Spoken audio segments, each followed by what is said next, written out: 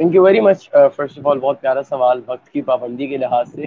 अच्छा, ऐसा है कि जो मेरा शो है, अल्हम्दुलिल्लाह आज मेरे ख्याल में फ्राइडे है, कल आज का लाइव और कल का लाइव मिलाकर 600 लाइव सेशन मुकम्मल हो जाएंगे मेरे विद रेगुलर रूटीन पिछले 2 सालों के अंदर। तो इस अचीवमेंट और इसके पीछे एक बहुत बड़ा राज जो है वो दो चीज़ों का है। एक तो टाइम मैनेजमेंट का है किसी हद तक, और एक कंसिस्टेंसी का है। टाइम मैनेजमेंट की क्या इंपॉर्टेंस है, मैंने अंदाज़ा लगाया कि अक्सर जब मैं कभी अपनी सुस्ती की वजह से या कह लें या कभी तबीयत खराब होने की वजह से अगर मैं लेट शुरू करूं और 9 बजे की जगह 9:30 बजे शुरू करूं या 20-15 मिनट 15-20 मिनट लेट स्टार्ट करूं, तो मुझे महसूस होता है वाज़ेह फ़र्क लोगों के कमेंट्स में और लोगों के प्यार के अंदर। मुझे अंदाज़ा होता है कि जब भी आपकी वैल्यू आप सिर्फ तब बना सकते हैं जब आप ऑन टाइम हर जगह पर मौजूद हो। अगर आप किसी जगह पर वक्त पर मौजूद नहीं होते, ठीक है, तो आपकी वैल्यू नहीं रहती। और वक्त को टाइम को मैनेज करना जिंदगी में इतना ही इंपॉर्टेंट है जितना सांस लेना, क्योंकि जो लोग टाइम मैनेज नहीं कर पाते वो सारी जिंदगी प्रेशर में रहते हैं, और वो कामयाब होते होते भी अपनी जिंदगी में उसी प्रेशर में रह रहे के अपनी लाइफ को खराब कर देते हैं। तो लाइफ को खराब नहीं करना, लाइफ को अगर आपने बेहतर करना है then it is important and necessary कि आप फिर अपने टाइम को साथ साथ मैनेज करें, अदरवाइज आपके लिए बहुत मुश्किल हो जाएगा।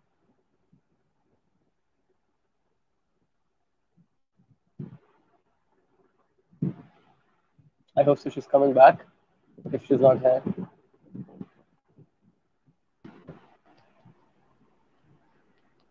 जी बिल्कुल, बहुत अच्छा आपने बताया। और बिल्कुल ऐसा ही है कि जब आप थोड़ी टाइम लिए पर्दे के पीछे चले जाते हैं या हम नहीं आते, तो लोग ऑब्वियसली फर्क आता है कमेंट्स में भी, और लोग फिर से मतलब ये आपको भी फेस करना पड़ता है। एग्जैक्टली। समटाइम्स मैं थोड़ी बहुत कोशिश करती हूँ, मैं भी लाइव आती हूँ, लेकिन जब मैं नहीं आती ये गैप दे देती हूँ, तो उसमें यही होता है कि वो रिस्पॉन्स मुझे नहीं मिलता, फिर वो रिस्पॉन्स पाने के लिए मुझे दोबारा वैसे ही मेहनत करनी पड़ती है।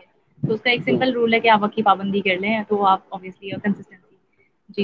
एग्जैक्टली। बिल्कुल ऐसे ही है। अच्छा अब्दुल्ला, आप मुझे ये बताएं कि पेरेंटिंग जो है, जो मैंने टॉपिक रखा है, क्योंकि माशाल्लाह आप खुद एक मिसाल हैं, और ऑब्वियसली जब आप इतने इस लेवल पे पहुंचे तो जरूर और यकीनन आपके पेरेंट्स का एक बहुत बड़ा रोल होगा। एग्जैक्टली। तो टॉपिक मेरा आज का ये कि पेरेंटिंग एडवाइस में कि how to raise a confident kid, क्योंकि जो हमारे बच्चे हैं ना, वो फ्यूचर है हमारे मुल्क का। तो आप क्या एडवाइस करेंगे पेरेंट्स को, और आपकी तरबियत ट्रेनिंग कैसे हुई, जरा आप ये बताइए। Thank you very much. अच्छा, मैं आपके माजिर के साथ एक चीज़ पे थोड़ा सा मासूमाना इख्तलाफ करते हुए कहूँगा। बच्चे जो हैं, जो यंगस्टर्स जो हम्म। हैं, वो हमारा फ्यूचर नहीं है, वो हमारा प्रेजेंट भी है। ठीक है, जो हमारी भी करंट जनरेशन है वो हमारा बिल्कुल। प्रेजेंट है, क्योंकि इन्हीं के सहारे से मुल्क हमारा चल रहा है हम्म। और चल रहा भी है काफ़ी हद तक। अब जहाँ तक बात रही पेरेंटिंग की, तो मैं इसके लिए 3 इंपॉर्टेंट टिप्स हमेशा दिया करता हूँ जो मुझे मेरे पेरेंट्स में हमेशा नजर आई। एक तो लिस्टिंग पावर मेरे पेरेंट्स की बहुत ज़्यादा स्ट्रांग है। मतलब कि मैं उनके साथ अगर 3-3 घंटे बैठ के भी शेयर करता था चीज़ें, तो वो उनको सुनते थे, वो उन चीज़ों को प्रॉपर टाइम देकर उनको अंडरस्टैंड किया करते थे और फिर मुझे समझाया करते थे। वो पहले मेरी बात को सुनते समझते फिर समझाते। अक्सर क्या होता है हमारे माशरे के अंदर, लोग बच्चों की बात सुने बगैर ही उनको समझाना शुरू कर देते कि फला काम ऐसे करो, फला काम को वैसे करो, इस चीज़ को इस एंगल पे करो, इसको इस एंगल पे करो। और अल्टीमेटली बच्चे कोई भी चीज़ सीख नहीं कर पाते। इफ़ यू वांट कि वो कुछ ठीक करें, तो आपको उनको पहले वक्त देना है प्रॉपर, और फिर आपने उनके साथ आगे बढ़ना है, एक चीज। दूसरा, हम्म। लिसनिंग के बाद जो सबसे ज्यादा अहम चीज है ना, वो है आपने उनको किस लेवल पर लेकर जाना है और वो कितने उसके साथ एग्रीड है। देखिए, मैं हमेशा ये कहता हूँ, अगर मैं कुछ करना चाहूँ और मेरे पेरेंट्स साथ ना दें तो मैं कभी कुछ नहीं कर सकूंगा। अगर मेरे पेरेंट्स मुझे कुछ बनाना चाहें और मैं साथ ना दूं तो कभी भी कुछ नहीं होगा। ठीक है, तो इम्पोर्टेंट क्या है हम्म। कि बच्चों के लिए वो अपने पेरेंट्स के साथ हैं और पेरेंट्स के लिए वो बच्चों को उस चीज में मदद करें जिसमें वो स्ट्रांग है। हमेशा से मुझे पेरेंट्स और माँ बाप यही कहते रहे दोनों कि आप वो बताओ जो आप करना चाहते हो, और फिर हम उसमें जैसे आपकी मदद कर सकते हैं हम वैसे आपकी मदद करेंगे। तो इम्पोर्टेंट ये है कि हम लोग ये आइडेंटिफाई करें कि बच्चे जो हैं वो क्या करना चाहते हैं। जब हमें ये पता लग जाएगा कि हम ये बच्चा जो है वो डॉक्टर बनना चाहता है, वो क्या चीज़ करना चाहता है, जिस चीज़ में वो स्ट्रांग होगा फिर उसमें उसकी मदद करें, उसमें उसकी एफर्ट्स करें। और थर्ड, बच्चों पर आप नजर रखें लेकिन उनको स्पाई मत करें। आप उनको उनकी एक्टिविटीज को चेक करें लेकिन उनको जासूसी वाली सेंस में नहीं। आप उनको बस एक ओवरऑल चेक किया करें कि वो क्या करते हैं, किसके साथ उठते बैठते हैं, किसमें उनका इंटरेस्ट है, क्या चीज वो कर रहे हैं, क्या उनके दोस्तों का रवैया है। और उनसे एक जनरल बातचीत किया करें कि जी आपने स्कूल में आज क्या किया, स्कूल में किसी ने कुछ कहा तो नहीं, या किसी के साथ कोई लड़ाई तो नहीं हुई या किसी ने बुली तो नहीं, ताकि आपको पता लगे वो किस सेंस में आगे बढ़े और आप उस चीज का फिर बाद में उनको सॉल्यूशन देकर उनको एक सही सेंस में आगे लेकर जा सकते। बहुत ज़बरदस्त। तो काफ़ी अच्छी आपने एडवाइस और सजेशन दी है। और बिल्कुल सबसे पहली बात हमें ये ख्याल रखना चाहिए कि जो टाइम आप कह रहे हैं ना कि आपके पेरेंट्स ने आपको आपकी बातें सुनी और वो इरिटेट नहीं हुए, लेकिन हमारे माशरे में ज़्यादातर ऐसा भी होता है कि बच्चा कुछ पूछने आया और आप झड़प देते हैं, या फिर कहते हैं अब हम अपनी दुल्हन है, मसरूफ है, और हम जो है बच्चों की मेंटालिटी नहीं समझ रहे। वो बच्चा क्वेश्चन करना है, एक बार चले आपने जवाब दिया, दोबारा, उसके बाद हम झड़क देते हैं और वो कहते हैं जाओ तुमने क्या दिमाग खराब किया, तुम जाओ यहाँ से। इस तरीके से भी बहुत देखने हम्म। में आता है। और तो उस सिलसिले में आप क्या कहेंगे, कुछ अरसे बाद बच्चा क्वेश्चंस करना भी छोड़ देता है, तो वहां से जो एक गैप हम्म। क्रिएट होता है उसके बारे में थोड़ी अवेयरनेस दीजिए। जी, देखिए हम इसको ना अक्सर जनरेशन गैप कह के खुद को बदियुज़्ज़मा कर लेते हैं, क्योंकि ऐसा नहीं है। किसी हद तक होता है, जनरेशन गैप भी होता है, पॉइंट ऑफ व्यू का गैप भी होता है, लेकिन चीज़ें हमेशा डिस्कस करने से ही हल होती हैं। मसले हमेशा डिस्कस करने से ही हल होते हैं, काम हमेशा डिस्कस करने से ही सॉल्व होता है। तो इस सेंस में अंदर अगर बच्चा के पास मेरे अगर मैं बोलूँ मेरी कामयाबी का जो वाहिद राज था वो यही होगा कि मेरे पेरेंट्स ने कभी मुझे ये कहकर भगाया नहीं कि अभी हमारे पास वक्त नहीं है। मैं किसी भी किस्म का कोई भी सवाल करता था वो मुझे उसका जवाब देते थे, और हमेशा जो जवाब देते थे उसमें ये माइंड में रखा करते थे कि उसके जो अगर 10 साल का तो 10 साल के माइंडसेट के लिहाज से जवाब देना, अगर 12 साल का तो 12 साल के लिहाज से जवाब देना। तो मुझे हमेशा मेरे सवालों के जवाब भी मुझे, और इसलिए ये गैप भी खत्म हो गया। अब अगर मुझे कोई चीज़ बुरी लगती है तो मैं बता भी देता हूँ कि यार फलां चीज़ हमारी ऐसी हो रही है, बुरी लगती है, हमें इसको किस सेंस में ठीक करना चाहिए। फिर वो अपना पॉइंट ऑफ व्यू बताते हैं, तो हम डिस्कस करके मसलों को हल कर लेते हैं। जबकि आजकल एक ये बहुत बड़ा मसला है कि पेरेंट्स डिस्कस नहीं करते बच्चों के साथ, और जब डिस्कशन का रेट खत्म हो जाएगा, जब डिस्कशन नहीं होगी, तो कभी भी वो एक दूसरे के साथ अटैच नहीं होंगे मेंटली। जब तक मेंटली अटैच नहीं होंगे, आपस में नहीं बनेगी, और फिर आप बाद में कहेंगे कि मेरी तो औलाद ही ऐसी है, मेरी तो औलाद ही गंदी है और मेरे किसी काम की नहीं है। लेकिन इसमें किसी हद तक रोल बोथ साइड्स का, मैं सिर्फ पेरेंट्स पे नहीं डालूंगा कि जी पेरेंट्स से कसूर होगा अगर बच्चे कामयाब हो या ना हो। उतना ही बराबर रोल जो है वो बच्चों का भी है, यंगस्टर्स का भी है। एक और चीज होती है कि पेरेंट्स में, पेरेंटिंग में obviously parent, mother and father दोनों आते हैं। आपकी पेरेंटिंग में दोनों का कितना रोल है या किसी एक का ज्यादा है? और पेरेंटिंग रोल के लिए आप क्या एडवाइस करना चाहेंगे लोगों को, कि सिर्फ माँ की ही सारी जिम्मेदारी है कि वो हर चीज ए टू जी देखे, या फादर की भी रिस्पॉन्सिबिलिटीज है, या सिर्फ फादर की है और मदर की नहीं? इस पे रोशनी डालें। I am so sorry to cut you, मुझे आपकी आवाज क्लियर नहीं आ रही, you can hear me. Okay okay, no it's okay. I want to know कि पेरेंटिंग जो है ऑब्वियसली वो मदर और फादर दोनों से होती है, ठीक है? तो बहुत माशरे में देखा गया है कि या तो पूरी रिस्पॉन्सिबिलिटी आप मदर पे डाल देते हैं कह के कि भाई माँ है वो सुबह से रात तक सब चीजें ओवरऑल उसकी जिम्मेदारी है, और इसी तरीके से या फिर सिर्फ फादर की है या सिर्फ मदर की है, या दोनों का कितना रोल है और होना चाहिए? और आपस में पेरेंटिंग, सबसे पहले पेरेंट्स को कैसी अपनी लाइफ गुजारनी चाहिए कि वो बच्चों की तरबियत अच्छी करें?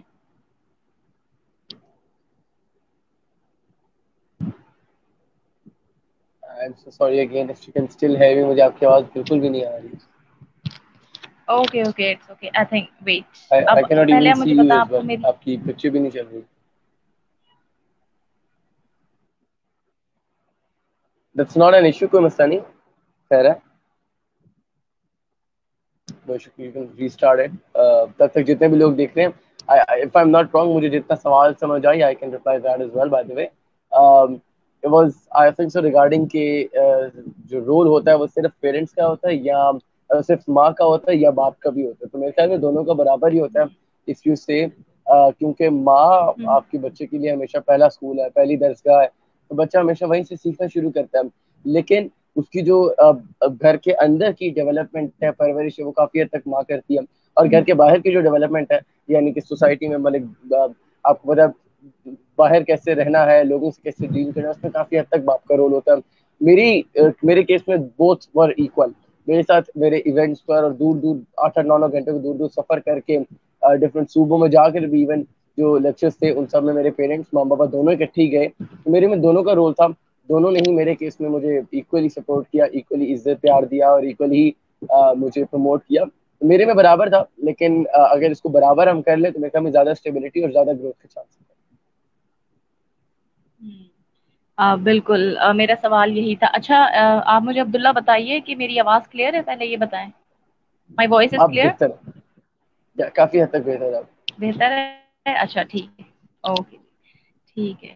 सही है। अच्छा, एक और चीज़ है कि बच्चे जो हैं वो मन के सच्चे होते हैं, वो जो देखते हैं वो करते हैं। कई बार ऐसा होता है कि हम बच्चों को कहते हैं झूठ ना कहो, स्मोकिंग ना करो, लेकिन हम खुद वो चीज़ सामने कर रहे होते हैं और फिर मना भी कर रहे होते हैं। हम्म, जैसे मोबाइल ज्यादा नहीं चला और हम खुद बहुत ज्यादा यूज करते हैं, देन फिर उनसे चीजें ले लेते हैं। आपने नहीं चलानी, आपके लिए एक टाइम है, तो ये बहुत ज्यादा देखा गया। और इस चीज का कितना बुरा इफेक्ट पड़ता है उसकी इंपॉर्टेंस नहीं पता हमें। तो थोड़ा सा इस पे आप अवेयरनेस दीजिए कि इस सिचुएशन को कैसे हैंडल किया जाए। देखिए मैं हमेशा ये कहता हूँ कि बच्चे वो कहते हैं जो वो देखते हैं। ठीक है, उनको अगर आप ये बताएं कि जी फलां चीज ना करो, फलां चीज ना करो, तो वो कभी भी उसके ऊपर अमल नहीं करेंगे।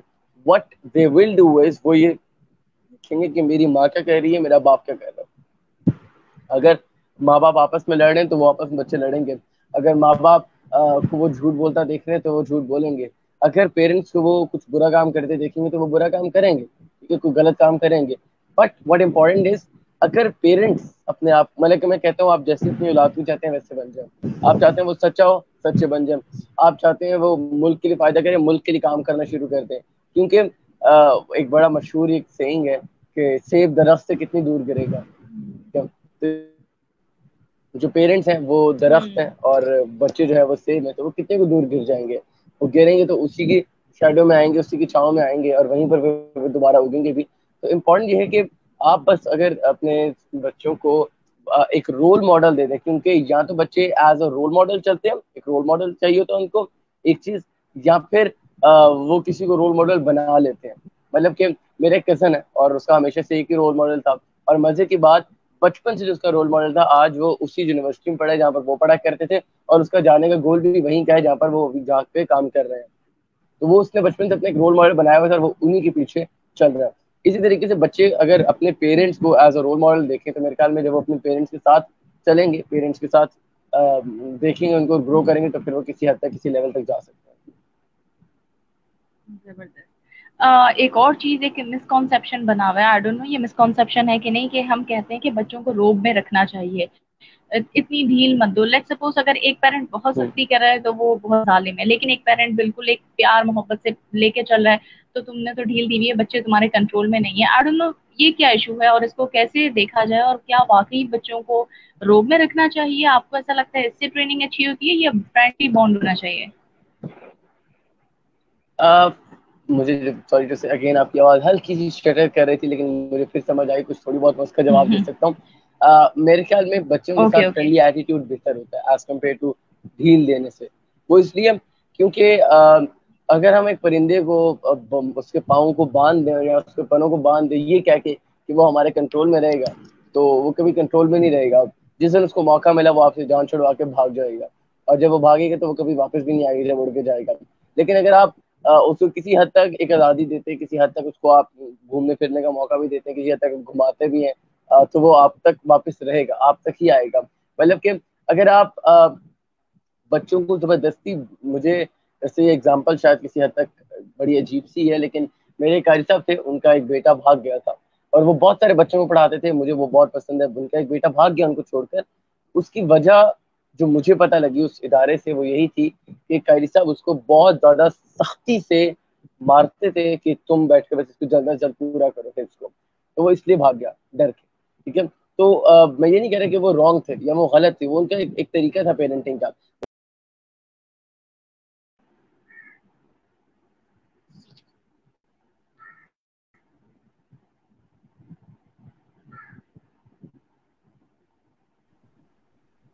Okay, I hope so we're back. अच्छा, जी बच्चों को जी, किसी हद तक अस्सलाम आपको वालेकुम। ढील भी देनी चाहिए और किस, जी हाँ, जी आप कंटिन्यू करें, मेरा नेट इशू हो रहा था। कोई मसला नहीं, कोई मसला नहीं, नो इशू। तो बच्चों को किसी हद तक ढील भी देनी चाहिए यू कैन और कंटिन्यू। किसी हद तक आपको उनको साथ, या बच्चों को किसी हद तक ढील भी देनी चाहिए और किसी हद तक उनको कंट्रोल में भी रखना चाहिए। कंट्रोल में इस सेंस में रखना चाहिए कि वो किसी गलत काम में न पड़ते, और ढील इस सेंस में देनी चाहिए कि वो अपने पैशन को एक्सप्लोर कर सके। तो ये दोनों चीजें एक बैलेंस पर लेकर चलनी चाहिए। जबरदस्त, बिल्कुल। अच्छा, आप माशाल्लाह इतनी मेहनत कर रहे हैं, इतना अच्छा काम कर रहे हैं, लेकिन आप पहले मुझे बताएं मेरी आवाज़ क्लियर है, क्योंकि क्वेश्चन ताकि आप जी सही सुने। जी, बहुत बेहतर है, बहुत बेहतर है। ओके। आपने माशाल्लाह वीडियोस बनाते हैं तो पीछे एक लाइब्रेरी होती है, आपने अब तक कितनी बुक्स पढ़ी और मुताल्ले का शौक कब से शुरू हुआ, पेरेंटिंग का क्या रोल था, और किताबों पढ़ने से आप लाइफ में क्या और डिफरेंस आया, जरा बताइए। Thank you. अच्छा, इफ आई से मैंने इनमें से बहुत सारी नहीं पढ़ी, लेकिन कुछ पढ़ी है मैंने इनमें से। मेरा जो मैक्सिमम किताबों के साथ जो रहा इंटरेक्शन, वो माँ बाबा की वजह से रहा, बल्कि मोस्टली बाबा की वजह से रहा, क्योंकि बाबा खुद बहुत सारी किताबें पढ़ते हैं। तो अक्सर जो बाबा किताबें पढ़ते हैं, उनके जो मेन मेन पॉइंट्स हैं और जो उनमें अहम चीज़ डिस्कस हो रही है, वो बाबा मेरे साथ शेयर कर देते थे और वो मुझे बता देते थे। तो उससे काफ़ी हद तक मेरा एक नॉलेज बढ़ता रहता था। मैं एज ए पर्सन, मैं लिसनिंग को ज़्यादा फोकस हूँ, मतलब मेरी लिसनिंग पार्ट स्ट्रांग है कंपैरेटिवली मेरी रीडिंग पावर से। तो मैं सुन सकता हूँ, मैं किताबों को भी सुन लेता हूँ, मैं बुक्स वीडियोस को सुन सकता हूँ, ठीक है। और अगर कोई बंदा किताब पढ़ के मुझे सुना रहा हो, तो मैं वो सुन जरूर सकता हूँ, ठीक है। तो मेरी वो स्ट्रांग है। वो जो लाइब्रेरी है, वो सारी घर की किताबें मेरे ही कमरे में है। और उसका वो बनाई ही मेरे कमरे में गई थी, और उसका मुझे वजह नहीं पता कि क्यों बनाई गई थी, लेकिन जब वो बनाई गई तो ऑब्वियसली कमरे में एक इम्पैक्ट रहा उनका। कभी कभी बोर होकर कोई एक आध निकाल ली, पढ़ ली। अक्सर कुलियात इकबाल पढ़ी हुई, तो अक्सर when I have nothing to do, मैं कोई ना कोई उसमें नजम निकाल के खूबसूरत सी पढ़ना शुरू कर देता हूँ, उसको समझना शुरू कर देता हूँ। तो वो फिर एक ऐसा इम्पैक्ट बढ़ता गया और आहिस्ता आहिस्ता मुताले का शौक भी डेवलप होता गया। पेरेंट्स का काफी रोल था, खास करके बाबा का इसमें। जबरदस्त। ठीक। अच्छा, तो ये इस फील्ड में आने का जो मोटिवेशन साइट है, माशाल्लाह आपकी ट्रेनिंग का हिस्सा है, लेकिन बचपन से खुद शौक था, या आपके पेरेंट्स ने आपको इनकरेज किया, या आपकी खुद एक चाह थी कि आप इस फील्ड में आए और लोगों को मैसेजेस दें? It was a mixture, it was a mixture from the start, क्योंकि मुझे खुद बोलने का काफी शौक था। और वो शौक इसलिए डेवलप हुआ क्योंकि मैं अपने पेरेंट्स को बोलता देखता था टीचर्स ट्रेनिंग्स के अंदर। तो ये एक मिक्सचर से था जो वहां से शुरू हुआ, और बस फिर बोलने का आहिस्ता आहिस्ता शौक डेवलप हुआ, बोलना शुरू कर दिया। लेकिन पेरेंट्स की मदद से ऑब्वियसली। लेकिन ये मिक्सचर था, और अभी भी है कि अब ये अगर मैं कहूँ तो ये चल रहा है अगर इस फील्ड में और ग्रो कर रहे हैं, तो उसमें पेरेंट्स का 90% रोल मैं कहूँगा कि है। क्योंकि अक्सर मैं डीमोटिवेट हो जाता हूँ, अक्सर मैं कह देता हूँ कि यार अब मैं थक गया हूँ, मैं थक गया हूँ। लेकिन वहीं पर जो मुझे एनर्जी देने वाले होते हैं वो पेरेंट्स होते हैं। दे आर द वन जो मुझे काफी हद तक वापस ले आते हैं on track. It was a mixture from start. और ये है कि अब ये मेरी चॉइस है और मेरे पेरेंट्स का सपोर्ट है कि हम आगे बढ़ रहे हैं इस फील्ड के अंदर। हम्म, जबरदस्त। अच्छा, what is life in front of you, जिंदगी को आप कैसे देखते हैं, और जिंदगी क्या है आपकी नजर में? Sorry, I can still not here you again. What is life in front of you, what is life? कोई मसला नहीं। Can you hear me? There is no need to take tension on it. Yeah, I can. I hope so. तो okay. मसला नहीं है, that's internet issues, ये हर जगह पर होते हैं। अच्छा, what is life? Life is something to live it on the full, max पर जीना और मैक्स पर ग्रो करना लाइफ का नाम है। लाइफ का नाम है in getting all the demotivation and fight with them and get back to your field, get back to your word. Life का मतलब है भागते हुए गिरना और दोबारा उठ के फिर भागना शुरू कर देना। लाइफ का नाम है हर आती हुई मसले को और हर आते हुए स्टॉर्म को फेस करते हुए आगे बढ़ते जाना, ऊपर बढ़ते जाना। लाइफ कभी भी स्टेबल नहीं होती। It is all something like जो कभी ऊपर जाती है, कभी नीचे जाती है, कभी ऊपर जाती है, कभी नीचे जाती है। आप ये नहीं कह सकते कि ये स्टेबल लाइन पर आ जाएगी। या तो आप ग्रो करते जाएंगे, और अक्सर ऐसे होता है कि आप स्पीड में ग्रो कर रहे होते हैं और कोई मसला होता है and you come like this. लेकिन still you have to come back like this, आपने उसी वे में दोबारा ऊपर बढ़ना है, ऊपर ग्रो करना है। तो life is something like this जो कि आपको वापस ऑन ट्रैक रखती है और मुश्किलात और मसले और इश्यूज को फेस करवाती है। एंड सबसे बड़ा टीचर है, सबसे बड़ी टीचर है मेरे नजदीक, जो हर चीज सिखाती हुई आगे लेके जाती है आपको। Exactly, and what is failure in front of you, failure? Failure is a step towards success, ये हर बंदा कहता है, बट मैं ऐसे थोड़ा सा डिफरेंट सोचता हूँ। Failure is an enjoyment for me. मतलब कि मेरा एक डिफरेंट माइंड सेट है। मैं अगर कभी फेल हो जाए या मुझे हेट, सो कॉल्ड लोग कहते हैं कि getting hate comments and getting hate post और हेट हाँ। स्टोरीज ऑन यू, वो एक काफी हद तक फेलियर ही होता है इंसान की लाइफ में। बट आई एंजॉय इट, मुझे मजा आता है। मैं मुझे अगर कोई बंदा हेट कमेंट्स करे तो मैं उसको कभी जवाब नहीं दिया करता। मैं अगर जवाब देता हूँ तो मैं बड़ा प्यार से भाई भाई कह के और बड़ी रिस्पेक्ट से जवाब देता हूँ कि वो बंदा बुरा ना माने। तो मेरे लिए फेलियर ऐसा कोई चीज नहीं है जो मुझे डिमोटिवेट कर दे। It's just a part of life. मैं अपनी जिंदगी में मैं एक ही रूल है जो मैं जिसको बहुत ज्यादा फोकस करता हूँ कि getting hate, getting failure, getting all the stuff जो कि आपको डिमोटिवेट करता है, तैयार हो जाओ। जब आपको कोई जोर से नीचे प्रेस कर रहा है, तैयार हो जाओ कि आपको अल्लाह ताला ने एक बूस्ट देना है। जितनी जोर से बॉल को नीचे मारते हैं उतनी स्पीड से ऊपर जाती है। तो इसी तरीके से जो हेट और जो फेलियर, जो नाकामी और जो लोगों की नफरतें आप तक पहुंचती हैं, जो लोग आपको हेट देते हैं, वो जितना जोर से आपको प्रेस डाउन कर रही है, कर रही है, कर रही है, कर रही है, कर रही है, अब एक दिन आएगा अल्लाह ताला आपको उसी रॉकेट की स्पीड में ऊपर लेके जाएगा। तो आई जस्ट लव इट। मुझे पता लगता है मेरी आता है ना कोई वीडियो पे यार 1,000 हेट कमेंट्स आ गए, नाइस, अब इसका मतलब 10,000 पॉजिटिव कमेंट्स आने वाले हैं। तो मैं उसके लिए पॉजिटिविटी के लिए तैयार होता हूँ। तो अगर हेट आए, बी प्रिपेयर, जो हेट आए उससे 10 गुना ज्यादा कामयाबी आपको मिलने वाली है। तो इसलिए फेलियर से घबराना नहीं है खान साहब की तरह, लेकिन प्रिपेयर रहना है for something better in your life. जबरदस्त, बहुत अच्छे से आपने इस क्वेश्चन को भी कवर अप कर दिया कि हम how to deal with hate. तो वो बहुत सारे लोगों का इशू होता है, लेकिन आपने उसे पहले ही माशाल्लाह बहुत अच्छे अंदाज में बताया। अच्छा, आजकल डिप्रेशन, एंजाइटी और स्पेशली यूथ में और मतलब यंग जनरेशन में भी बहुत ज्यादा पाई जाती है। तो how to deal with that, और आप इसे कैसे देखते हैं और इसके लिए क्या आगाही देना चाहेंगे? जी, डिप्रेशन अभी कल इंडिया में एक और टिकटॉक की स्टार थी, उनके तकरीबन 1.5 लाख फॉलोअर्स थे ऑन इंस्टाग्राम, उन्होंने सुसाइड कर ली। और बड़ा पेनफुल है ये। हम देखें तो एवरीवेयर, वो 16 साल की थी और everywhere people getting fame, youngsters खास करके getting fame, getting all the love, and फिर एट द एंड वो सुसाइड कर लेते हैं। गेटिंग ऑल द जो वर्चुअल वर्ल्ड है। मैं कहता हूँ, मैंने एक जगह पढ़ा आफ्टर सुशांत सिंह डेथ के 11.2 मिलियन फॉलोअर्स, 11.2 मिलियन फॉलोअर्स तकरीबन 1.25 करोड़ बनते हैं। 1.25 करोड़ फॉलोअर्स हो आपके, and you don't have a friend in your life जिसके साथ आप चीजें शेयर कर सकें। तो इट्स टू डिफरेंट थिंग्स। जो कहते हैं एक रियल लाइफ और एक रियल लाइफ, एक असल जिंदगी है और एक वर्चुअल जिंदगी है। तो ये मैसेज भी कहूंगा यंगस्टर्स को कि how many followers do you have, how many so called likes you get, ठीक है, views you get, it is important, बहुत जरूरी है। जिंदगी में फॉलोअर्स कमाना भी जरूरी है, जिंदगी में पैसा कमाना भी जरूरी है, जिंदगी में फेम कमाना भी जरूरी है, बट नहीं, ये आपकी जिंदगी नहीं है। दैट इज नॉट समथिंग जो आप कह सकें यार दिस इज माई लाइफ। मैं हमेशा कहता हूँ चीजें होनी चाहिए, आपको चीजों से प्यार होना चाहिए। मतलब मुझे कोई बंदा कहे ना आपको किस चीज से ज्यादा प्यार हो, तो मैं बोलूंगा मेरा कंप्यूटर, मेरा लैपटॉप, मेरा फोन, मेरी लाइट्स, मेरा कैमरा, मेरा स्टूडियो, मुझे इन चीजों से बहुत प्यार है। I love them. मेरा इंस्टाग्राम पे फॉलोअर्स, मेरे फेसबुक पे फॉलोअर्स, मेरी फैमिली, ये सब कुछ मुझे बहुत पसंद है, बट ये मेरी जिंदगी का सहारा नहीं होना चाहिए।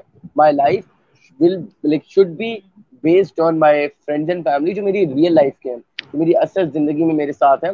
जो जब आपकी लाइफ में बैकलैश आता है, आप जब पीछे की तरफ गिरते हैं और जब आप डिमोटिवेट होकर हारते हैं, तो वहां पर आपको सपोर्ट करने वाले आपकी फैमिली के लोग जरूर होने चाहिए, क्योंकि अगर वो ना हो ना तो आप कभी वापस नहीं पढ़ा सकते। ये बात याद रखिएगा। ये जो फेम होता है और या जो ये रियल जो इंस्टाग्राम पे फॉलोअर्स होते हैं, ये होते हैं, ये जरूरी होते हैं, लेकिन ये जब आपकी लाइफ में कोई बहुत बड़ी कंट्रोवर्सी हो ना, तो ये कभी आपके साथ खड़े नहीं होते। मतलब कि आप देखें एग्जैक्टली। हमारे इतने सारे जो अली जफर साहब को देख लें, जब उनके ऊपर मीशा शफी ने केस किया, अली जफर के थोड़े फॉलोअर्स हैं, but no one was there to give गवाही नहीं दी किसी ने अली जफर के हक में। एग्जैक्टली। कोई बंदा वहां पर था जो वीडियो बना के कहता कि मेरा अली जफर के साथ ये एक्सपीरियंस हुआ था, he was with me. Ali Zafar के साथ कौन खड़ा था? उनकी बीवी हर टाइम खड़ी रही, एवरीवेयर। एग्जैक्टली। लोगों ने इतनी बातें सुनाई, इतनी गालियां दी, क्या क्या नहीं किया, बट वो उनके साथ स्ट्रांग खड़ी रही, उनकी फैमिली खड़ी रही, उनके रियल लाइफ फ्रेंड्स खड़े रहे उनके साथ। तो और मैं ये फिर भी मैं ये नहीं कह रहा कि ये जो इंस्टाग्राम पे लोग प्यार करते हैं ये फेक है, नहीं, people do love you, but एक मौके के ऊपर आकर असल जिंदगी आपको ज्यादा अहम होनी चाहिए। और ये जो इंस्टाग्राम पे लोगों को फॉलो करती हैं, मुझे जो लोग फॉलो करते हैं, उनको हमेशा एक ही बात कहता हूँ, ये मुझे फॉलो करते हैं, प्यार देते हैं, आई जस्ट लव दैट, लेकिन अपनी असल जिंदगी में रियल फ्रेंड्स बनाएं, असल जिंदगी में फैमिली के साथ वक्त गुजारें, ताकि स्ट्रेस को आप वहां पर उनके साथ गुजार के वक्त रिलैक्स कर सके मेंटली तौर पर, ठीक है। और मैं इंस्टाग्राम पे कभी किसी को जवाब ना दूं ना अगर कहीं पर, तो मैं हमेशा उन लोगों को जवाब जरूर देता हूँ जो मुझे मैसेज करें कि हमें डिप्रेशन हो रही है, हमें किसी बात की टेंशन हो रही है, बिकॉज आई नो कि आज वो ये कह रहे हैं ना, मुझे मैसेज करें, कल को अल्लाह ना करे वो कोई बड़ा स्टेप ले लेंगे। तो टू ऑल दो, अगर आपके पास कोई भी बंदा आता है just to seek some help, help करें, मदद करें। मदद नहीं करेंगे तो वो किसी बड़े स्टेप की तरफ जा सकता है, और वो गलत है, वो गलत है। बस that's all what I can say. बहुत जबरदस्त, बहुत बहुत प्यारी बातें आपने बताई हैं, और वाकई एक मोटिवेशन मिलती है, एक स्पार्क मिलता है। और आप बिल्कुल सही कह रहे हैं कि स्ट्रगल मोड पे जब हम होते हैं, हमें अकेले ही लड़ना पड़ता है, या फैमिली आपके साथ होती है, और उसके अलावा आपको कोई काम नहीं आता। एग्जैक्टली ऐसा ही है। अच्छा, कुछ कमेंट्स हैं, थोड़े से मैं इंक्लूड कर लूं। अनाब सुहेल कह रहे हैं कि Sure. व्हाई वी हेजिटेट, और उससे पहले उन्होंने पूछा था कि why to focus on the goals. तो दोनों को आप कवर अप कर लें, गोल पे कैसे फोकस किया जाए और हेजिटेट क्यों होते हैं हम। सही। How to focus on goal, it's very simple. मतलब कि मैं इसकी कि इसका ना हम कहते हैं फियर मोटिवेशन और रिवॉर्ड मोटिवेशन, ये दो मोटिवेशन है। इसकी सबसे बड़ी एग्जांपल कुरान मजीद है कि अल्लाह ताला ने हमें सबसे पहले रिवॉर्ड मोटिवेशन दी है कि नमाजें पढ़ोगे, सही काम करोगे, प्रॉपर काम करोगे, दीन का जो नेक काम अल्लाह ताला ने बताए वो करोगे, तो रिवॉर्ड मिलेगा जन्नत की सूरत में। ऐसी है। और फिर एक साथ फियर मोटिवेशन भी ऐड की है कि अगर हम ये तमाम काम नहीं मिलेंगे करेंगे तो कब्र का अजाब आएगा, आखिरत में जवाब देना पड़ेगा, और जो हम पर दोज़ख का है वो भी है। तो ये दो मोटिवेशन गोल जो भी आपका है ना, उसमें फियर मोटिवेशन एक रिवॉर्ड मोटिवेशन है। या तो लोग इसलिए काम करते हैं कि उनको कोई रिवॉर्ड मिलने वाला है, या लोग इसलिए काम करते हैं कि उनको खौफ होता है कि पीछे से जो मुझे फियर होता है ना कि यार अगर ना कर सका तो फिर क्या होने वाला है मेरे साथ। तो जस्ट आप अपना एक गोल बनाएं, और make sure you focus on the positive once. और बस इसके लिए एक ही चीज है जो आपको आगे लेके जा सकती है, दैट्स कॉल्ड डेडिकेशन। डेडिकेशन है और कंसिस्टेंसी है जो कि आपको आपके गोल्स में कामयाबी हासिल करने में मदद करती है, nothing else than that. And how we why we hesitate, बहुत सिंपल है। इंसान कुछ नया करने जाता है ना, तो उसको ये खौफ होता है कि लोग क्या कहेंगे या सोसाइटी क्या कहेगी, या उसको समझ नहीं आ रही थी उसने क्या करना, because you have no experience regarding that particular situation. तो इसमें टेंशन और घबराने वाली कोई बात नहीं है। What you have to do is very simple. आपने बस जो भी अपना टारगेट बनाना है, रोजाना अपने माइंड को ये पैगाम देते जाना है कि मैं इसको अचीव कर सकता हूँ, मैं इसको अचीव करूंगा, मैं अचीव करके दिखाऊंगा। I will do efforts, I will do work, I will do all what I can do for my thing. तो आप बस उसके लिए अपने माइंड को चीज पैगाम पक्का देते रहें कि आपने ये काम करना है, आप करेंगे और आप अचीव करेंगे, तो फिर आप कुछ अचीव करने में कामयाब हो सकते हैं। और it's just a matter of consistency and dedication, जितने आप डेडिकेटेड है उतना आप अचीव करते हैं। एग्जैक्टली ऐसा ही है। अच्छा, एक अच्छा, और कमेंट आया है कि जी है। खौफ खुदा ना हो तो इंसान आगे नहीं बढ़ सकता, और बिल्कुल ऐसा ही है। अच्छा, एक कमेंट आया, मैं जरा पढ़ती हूँ, आप इसे बताएं ये है क्या बेसिकली। बल्कि मैंने स्क्रीन पे शेयर कर दिया, अगर आप उसे रीड करें। खौफ खुदा ना हो तो इंसान आगे नहीं बढ़ सकता, ये वाला। नहीं नहीं नहीं नहीं, ये वाला, क्योंकि मुझे ना देखने में अच्छा थोड़ा इशू होता है करीब से। अच्छा, नो इशू नो आपको इशू। आया? You are in an artificial state जो कि हर किसी पे आती है। आहिस्ता आहिस्ता रियलाइज कर जाओगे जब इस स्टेट से निकल जाओगे। बहुत सी चीजें हैं जिस पे तनकीद की जाती है, लेकिन अभी आपकी इतनी कैपेसिटी नहीं कि उस तनकीद को समझ सको। Thank you very much Mohammad Usman, no बड़ा मजे का कमेंट यार, आई जस्ट लव्ड इट। मैं 10 गुना और प्यार के लिए तवक्को रखूंगा अल्लाह से। अच्छा, ऐसा है कि no one is an artificial state, no one is an artificial in an artificial world, और ना ही कोई बंदा तनकीद के लिए तैयार नहीं होता। इफ यू से आपका ये जो कमेंट है ना, ये बड़ा बड़ा लाइट कमेंट है, I take it in a lighter world, क्योंकि इससे कहीं ज्यादा सख्त जुमले और सख्त बातें मैं सुन चुका हूँ अपनी लाइफ के अंदर, ठीक है। तो that this is not something which जिसके ऊपर मैं बुरा महसूस करूंगा। What about the artificial state and N artificial world. ऐसा है कि आर्टिफिशियल और रियल, मैंने इसका डिफरेंस आपको अभी खुद ही बताया था कि एक वर्ल्ड है जो वर्चुअल वर्ल्ड है, जिसमें आपके फ्रेंड्स जो मतलब कि मैं एग्जांपल देता हूँ, आई हैव 4 to 5 फ्रेंड्स जिनके साथ मैं ऑनलाइन गेम्स खेलता हूँ, और मुझे पता ही नहीं था कि उनकी शादी भी हुई और उनकी एक बेटी भी है। मैं उनको सिंगल सिंगल कहकर हम उनको तंग कर, हमें पता ही नहीं था, ठीक है।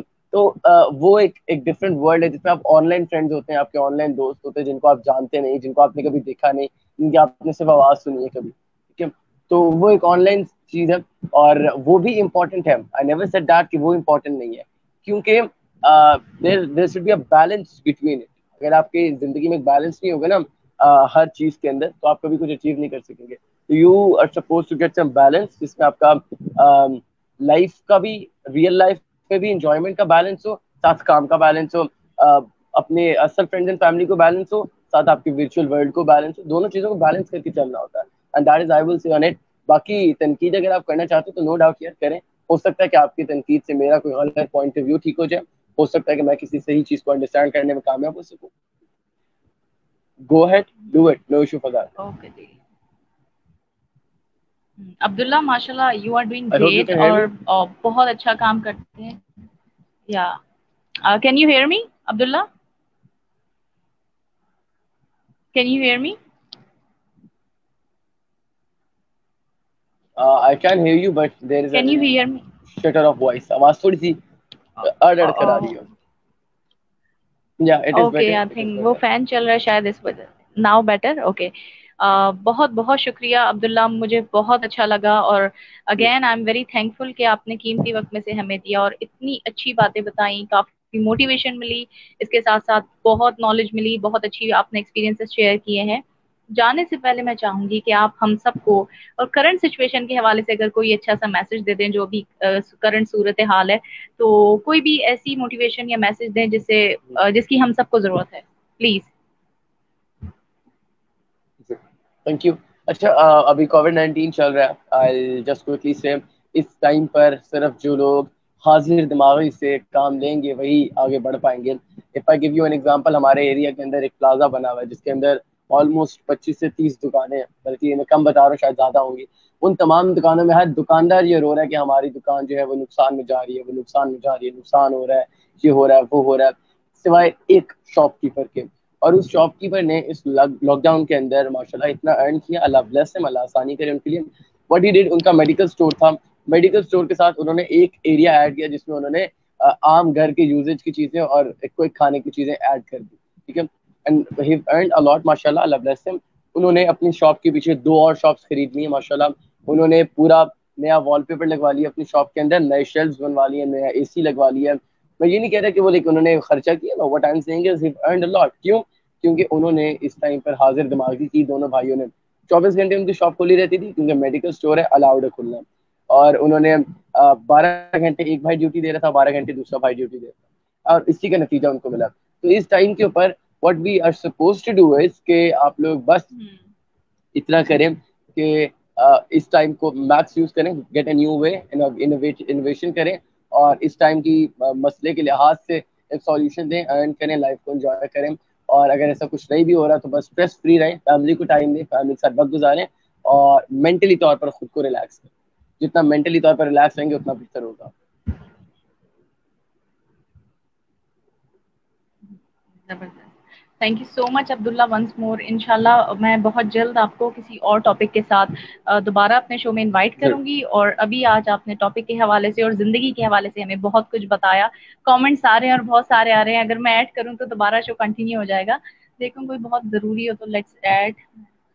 सब सलाम कह रहे हैं, प्यार दे रहे हैं, जिन्होंने हमें ज्वाइन किया और प्यार दिया, कमेंट्स किए, thank you so much for joining my show as well as like जिनके कमेंट्स नहीं पढ़ पाए, सो सॉरी फॉर दैट। हम कमेंट्स में रिप्लाई कर देंगे और इंशाल्लाह दोबारा से यही मेहमान हमारे सामने जल्द हाजिर होंगे किसी और टॉपिक के साथ। कमेंट में आप सजेस्ट कर सकते हैं कि आप लोग कौन सा टॉपिक चाहते हैं कि अब्दुल्ला समीन उस पर बात करें मेरे शो में आके। So thank you Abdullah, thank you thank you, everyone. Thank you, इंशाल्लाह I will see you next. अल्लाह हाफिज, टेक केयर, अल्लाह हाफिज।